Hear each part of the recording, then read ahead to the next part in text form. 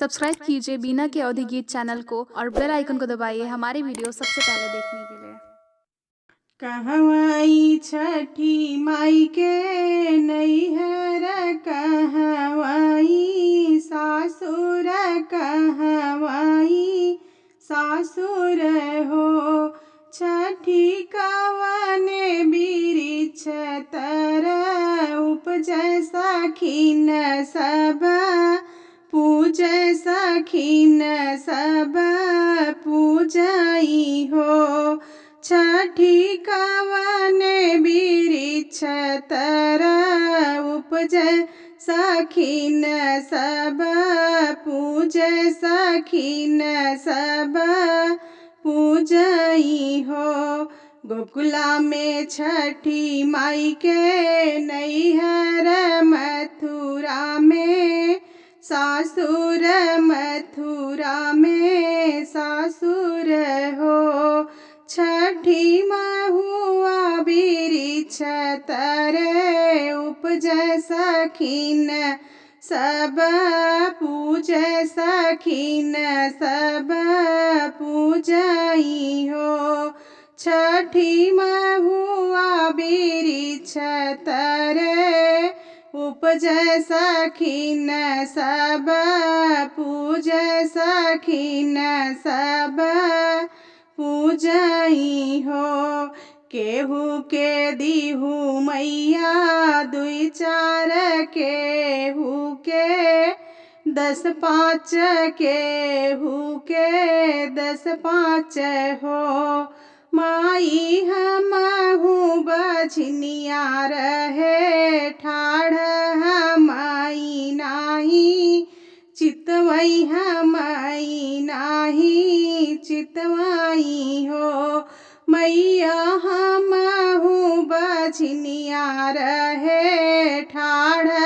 हमाई नाही चितवई हमाई नाही चितवाई हो जाऊ न बेटी अपने घरे अपने ससुर घरे अपने ससुर घरे हो बेटी आजू के नवाए महीन वाला लन तोहरे होई है होरिल तोहरे होई है हो बेटी आजू के नवाए महीनवा होरिल तोहरे होई है ललन तोहरे होई है हो 8 महीनवा के बीतत नवाए के लागत नवाए के लागत हो बहिनी रानी के जन्म ललनवा सखिन गावे सोहर सखिन गावे सोहर हो बहिनी रानी के जन्म ललनवा सखिन गावे सोहर सखिन गावे सोहर हो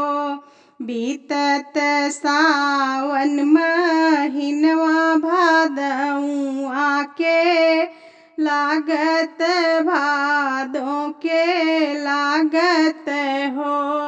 बहिनी गोदिया में लई के ललनवा बझनिया छठी पूजे बझनिया छठी पूजई हो बहिनी गोदिया में लई के ललनवा बझनिया छठी पूजे बझनिया छठी पूजई हो निहुरी निहुरी गाँठ डालत छठी के मनावैत छठी के मनावई हो माई मुख भरी दे तिवा शीस अमर रहई लालन अमर रह रहै लालन हो।